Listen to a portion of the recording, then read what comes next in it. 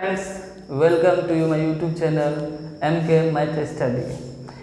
तो आज स्टूडेंट्स हम लोग द्विघात समीकरण को आगे बढ़ाएंगे। हम लोग ये जो प्रश्न बना रहे हैं भारती भवन की किताब से बना रहे हैं, एक एक प्रश्न को देख रहे हैं। तो आज द्विघात समीकरण के पहले एक्सरसाइज का क्वेश्चन नंबर 3 है।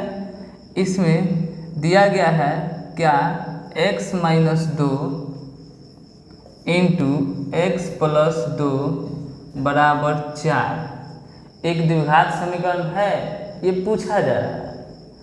अगर है तो इसके कितने मूल होंगे। ठीक, तो चलिए सबसे पहले ये देखते हैं, पता करते हैं कि ये द्विघात समीकरण है या नहीं। तो इसके लिए हमें दोनों को गुना करेंगे पहले। तो x में x से गुना करेंगे तो क्या हो जाएगा x²। फिर x में +2 से गुना करेंगे तो क्या हो जाएगा 2x। -2 में x से गुना करेंगे तो -2x। -2 में +2 से गुना करेंगे तो -4 और बराबर में क्या है 4। चलिए अब इसको सॉल्व करते हैं। तो x² प्लस में 2x और माइनस में 2x कट गया।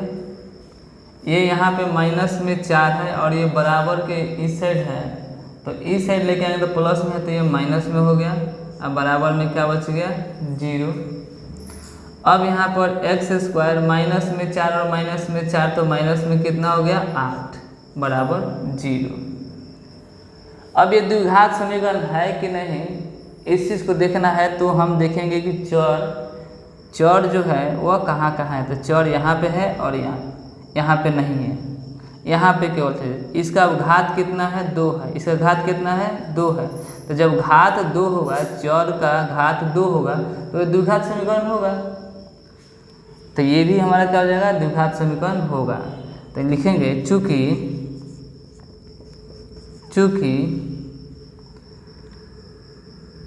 इस समीकरण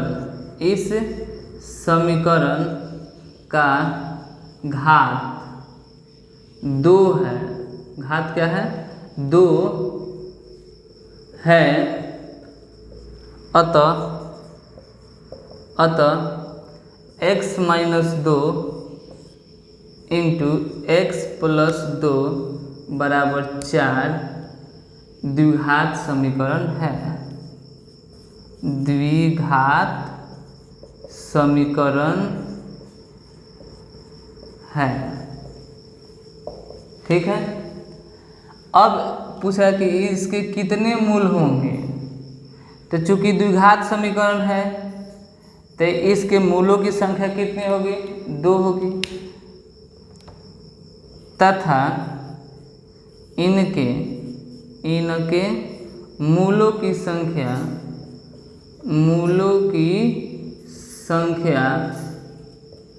2 होगी। ठीक है। तो हम लोगों ने देखा कि ये जो प्रश्न है पूछ रहा है इसमें कि द्विघात समीकरण है या नहीं। अगर है तो इसे कितने मूल होंगे। तो द्विघात समीकरण है कि नहीं जांचने के लिए हम इन दोनों को आपस में क्या कर लिए गुना कर लिए। इन दोनों को आपस में क्या किए गुना किए। तो गुना करने के उपरांत हमें यह समीकरण प्राप्त हुआ। चूँकि यह समीकरण जो प्राप्त हुआ इसका अधिकतम का 2 है, अतः ये द्विघात समीकरण है। और जब द्विघात समीकरण है तो इनके मूलों की संख्या 2 होगी। ठीक है। और इस प्रकार से जब भी प्रश्न पूछेगा तो हम ऐसे ही बनाएंगे।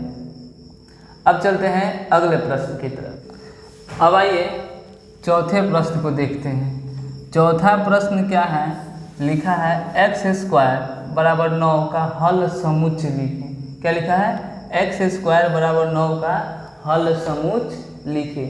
तो जब हल समुच्च कहें निकालने के लिए लिखने के लिए तो आप हल पहले मूल निकालिएगा। क्या निकालेगा मूल, अर्थात यहाँ x² है तो मतलब x का मान निकालिए। किसका मान निकालेगा x का। चूँकि द्विघात समीकरण का रूप का है तो इसके x के मान 2 आएंगे और वो दोनों जो आएंगे ना, दोनों जो मान आएंगे x के वही क्या कहलाएगा, हल समुच्चय कहलाएगा। तो चलिए देखते हैं, यहाँ पे दिया है x स्क्वायर बराबर 9, ठीक। तो अब x बराबर क्या होगा, इधर स्क्वायर तो इधर जाकर रूट में हो जाएगा, रूट में 9। तो x का मान आ गया क्या चीज़, 9 का वर्गमूल क्या होता है, 3 होता है। चूँकि रूट से निकलेगा तो ये क्या हो जाएगा, प्लस माइनस 3। अतः हल समुच्चय बराबर क्या हो जाएगा, 3 और -3, ठीक है। हल समुच्चय कहे तो हम किसका मान निकालेंगे, ये जो x दिया रहेगा तो x का मान निकालेंगे, और जो x का मेरा मान होगा उसको इस रूप में लिख देंगे, तो ये मेरा क्या कहलाएगा, हल समुच्चय कहलाएगा, ठीक है स्टूडेंट्स। नेक्स्ट क्वेश्चन देखते हैं 5 नंबर, कितना नंबर, 5 नंबर क्वेश्चन देखते हैं। तो 5 नंबर क्वेश्चन क्या है, समीकरण x + 2 इंटू 3x - 1 बराबर 0 का हल समुच्चय लिखे। इसका भी हल समुच्चय लिखना है, ठीक है। अब देखिए, चूंकि ऑलरेडी ये क्या है, पहले से ही ये गुणनखंड के रूप में दे दिया है, तो जब गुणनखंड के रूप में दे दिया है तो हम इसमें से क्या करेंगे, खाली x का मान निकाल लेंगे, ठीक। ये देखिए, समीकरण के रूप में ना दिया है, ये गुणनखंड के रूप में दिया है, तो x का मान निकाल देंगे, बस हो जाएगा। तो क्या करेंगे, तो x + 2 अब बराबर क्या लिख लेंगे, 0। तो इसमें से x का मान कितना आ गया, तो ये -2, जब प्लस है तो बराबर को जाकर माइनस हो गया। यहाँ पे क्या है, 3x - 1 बराबर 0, तो यहाँ पर क्या हो जाएगा, 3x बराबर माइनस में तो हम जाकर प्लस में 1 हो गया, तो x बराबर क्या हो गया, 1/3, ठीक है। अब हल समुच्चय लिखना है इसका, तो हल समुच्चय लिखना एकदम आसान है। क्या करेंगे जी, तो x का जो मान आया है मझला ब्रैकेट में रखेंगे, किस ब्रैकेट में रखेंगे, मझला ब्रैकेट में रखेंगे। तो x का मान कितना आया है, -2 आया है, यहाँ पर कितना आया है, 1/3 आया है, तो यही आपका आंसर हो जाएगा, ठीक है बाबू, ठीक है बाबू। इस प्रकार से हम दिए गए समीकरण का हल समुच्चय निकालते हैं, ठीक। इस प्रकार से कोई भी प्रश्न आएगा तो आप ऐसे ही बनाइएगा। आइए अब 6ठे नंबर प्रश्न की तरफ चलते हैं। 6 नंबर प्रश्न है, रिक्त स्थानों के भरे, यहाँ पे भरना है। लिखा है समीकरण x स्क्वायर -5 बराबर 0 के मूल डैश संख्याओं के समुच्चय में है, डैश संख्याओं के समुच्चय में है। तो सबसे पहले क्या करेंगे हम लोग, इसमें से x का मान निकालेंगे। तो लिखा है x स्क्वायर -5 बराबर 0, तो ये क्या हो जाएगा, तो x स्क्वायर बराबर एकदम माइनस में 2 हो जाएगा, प्लस में 5, ठीक। तो अब इसको सॉल्व करेंगे तो x बराबर जो स्क्वायर तो रूट में हो जाएगा, √5 होगा। अब इसका वर्गमूल निकालेंगे तो हमें क्या मिलेगा, x बराबर ±√5। अब चूंकि इसका हल समुच्चय देखना है तो हल समुच्चय में हमारा x बराबर क्या मिल रहा है, रूट में 5 और माइनस में √5। चूँकि ये रूट में है, √5 और -√5, तो रूट वाले को क्या बोलते हैं, अपरिमेय संख्या बोलते हैं। तो इसके जो मूल होंगे अपरिमेय, क्या होंगे,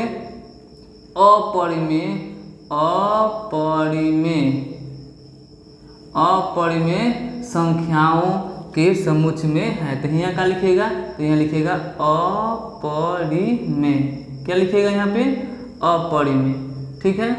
अब क्वेश्चन नंबर 7 देखते हैं कि ये जो समीकरण है, कौन से समीकरण का हल परिमेय संख्याओं के समुच्चय में होगा, किस में होगा, परिमेय संख्याओं के समुच्चय में है। तो सब ये 4 प्रश्न है, A, B, C और D, ये एग्जाम की दृष्टि से बहुत महत्वपूर्ण है, ऑब्जेक्टिव प्रश्न बनेंगे, ठीक। तो इसमें से सब में से x का मान निकालिएगा, ठीक है, सब में से x का मान निकालिएगा।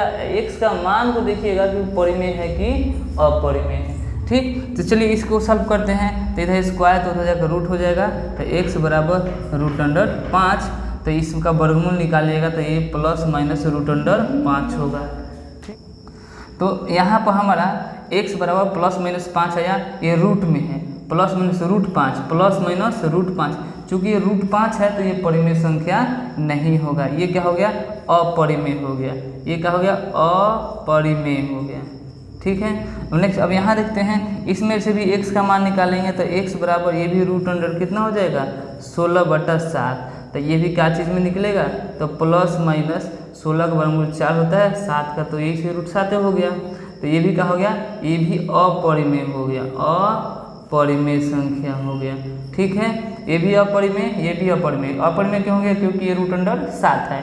ये अपरिमेय क्यों हो गया, क्योंकि ये रूट में 5 है, रूट में है, इसका वर्गमूल नहीं निकलेगा। ठीक है, निकलेगा तो दशमलव में निकलेगा, जबकि दशमलव में इसमें नहीं देखा जाता है। अब यहाँ पर देखिए, अब इसको सॉल्व करते हैं, तो इसको इसके साथ गुना करेंगे तो एक्स स्क्वायर, एक्स को -2 से तो -2x बराबर 3 - 2x, बराबर के इस साइड में ये भी -2x, बराबर के उस साइड में ये भी -2x, तो ये क्या हो गया, कट गया। तो क्या बच गया यहाँ पर, तो एक्स स्क्वायर बराबर 3 बच गया। इसमें से भी x का मान निकालेंगे, क्या चीज़ का मान निकालेंगे, x का, तो इधर स्क्वायर तो जाएगा, क्या हो जाएगा, रूट में, तो x बराबर रूट अंडर 3, तो इसका वर्गमूल निकालेंगे तो प्लस माइनस रूट अंडर 3, तो ये भी रूट अंडर 3 हो गया। तो ये भी क्या हो गया, मेरा अपरिमेय संख्या हो गया, ये भी क्या हो गया, अपरिमेय संख्या हो गया। अब यहाँ पर आते हैं, तो ये गुणनखंड के रूप में दे दिया है, बराबर में क्या दिया है, 0, बराबर में जब 0 दिया रहे, ये गुणनखंड के रूप में दिया है, तब डायरेक्ट यहाँ से आंसर निकालिएगा। तो क्या लिखिएगा, x + 1 बराबर 0, तो x बराबर -1, यहाँ पे x - 1 बराबर 0, तो x बराबर क्या हो गया, 1। चूँकि x का मान हमें -1 और 1 मिल रहे हैं, तो ये क्या है, परिमेय संख्या है। ये क्या है, परिमेय संख्या होगा। ठीक, तो परिमेय संख्या का समुच्चय कौन होगा, तो डी नंबर होगा। ठीक है बाबू, अब नेक्स्ट वीडियो में हम लोग क्वेश्चन नंबर 8 से देखेंगे।